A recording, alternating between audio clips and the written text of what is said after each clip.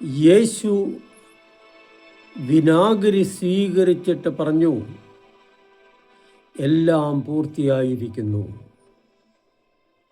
അവൻ തല ചായ്ച്ച് ആത്മാവിനെ സമർപ്പിച്ചു. യോഹന്നാന്റെ സുവിശേഷം അധ്യായം 19 വാക്യം 30 ഇങ്ങനെ രേഖപ്പെടുത്തപ്പെട്ടിരിക്കുന്നത്.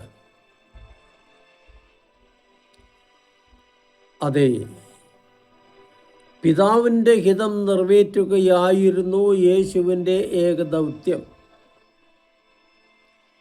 കുരിശിലത് പൂർത്തിയായെന്ന് മനസ്സിലാക്കിയ യേശു തന്നെ പിതാവിന് സമർപ്പിക്കുന്നു.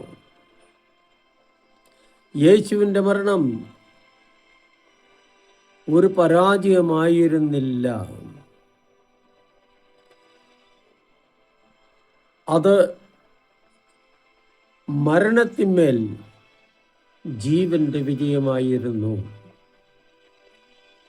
അതിൻ്റെ തെളിവ് പുനരുത്ഥാനമാണ്.